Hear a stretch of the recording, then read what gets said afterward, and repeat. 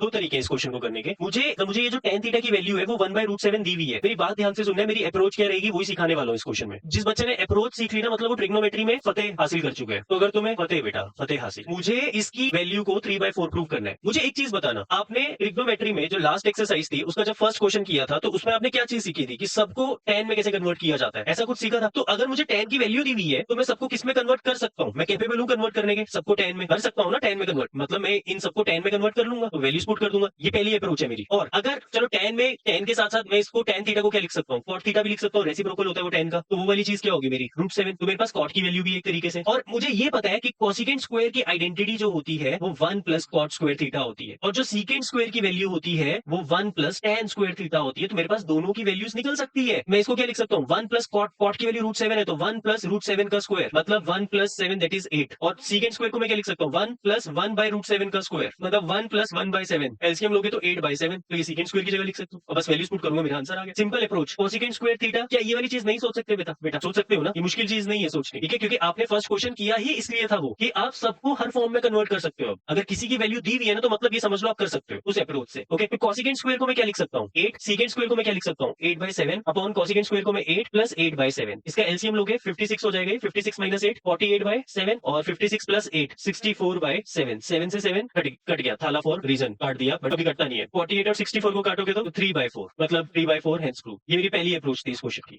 समझ आया? दूसरी अप्रोच, मेरे पास cosecant square theta minus secant square theta. अच्छा फतेह वो वाली नोरा वाली, बेटा वो हासिल करने का कोई फायदा नहीं है उसको हैंडल करना संभालना बड़ा औखा है, वो हिलती रहती है ऐसे ऐसे ना। दूसरी अप्रोच क्या है? दूसरी अप्रोच, जो बच्चा साइन कॉस में कन्वर्ट करना पसंद करता है तो वो वाली अप्रोच लगाएगा, जैसे इसने भी लगाई थी वो वाली अप्रोच, तो कोई दिक्कत नहीं है उसमें। लगाते हैं एक बार। कोसिकेंट स्क्वायर को मैं क्या लिख सकता हूँ, 1/sin square theta minus 1/cos square theta upon 1/sin square theta plus 1/cos square theta. ये मेरी अप्रोच है। अब मुझे इसको सॉल्व करके किसी तरीके से 3/4 लाना है, और मुझे क्वेश्चन में tan की वैल्यू 1/√7 गिवन है। ओके, दो तरीके हैं। पहला तरीका tan थीटा की वैल्यू 1/√7 गिवन है। एक तरीका तो ये कि आप एलसीएम के बारे में सोचोगे इसमें, बट मैं इसमें थोड़ा सा डिफरेंट सोच रहा हूँ। क्या सोच रहा हूँ, मेरी बात ध्यान से सुनना। tan होता क्या है, sin theta by cos theta. अगर मैं किसी तरीके से इन दोनों वन की जगह पर साइन लिख दूं और इन दोनों के वन की जगह पर भी साइन लिख दूं, मतलब मैं क्या कर रहा हूँ, मैं न्यूमिनेटर और डिनोमिनेटर को साइन स्क्वायर से मल्टीप्लाई कर रहा हूँ। ठीक है, तो multiply numerator and denominator by sine square कर सकता हूँ कि नहीं कर सकता? सेम चीज से कर रहा हूँ तो कोई दिक्कत नहीं है। तो यहाँ पर क्या आएगा, sine square theta by sine square theta minus sine square theta by cos square theta by sine square theta by sine square theta plus sine square theta by cos square theta, जिससे ये cut के 1 ये cut के 1 और ये tan square और tan square की value मुझे 1/√7 गिवन है। तो 1 माइनस 1/√7 दैट इज 7। 1 प्लस 1/√7 मतलब 1/7 क्योंकि स्क्वायर है। एलसीएम लोगे 6/7 अपॉन 8/7। 7 से 7 कट गया, आंसर कितना आ गया, 3/4।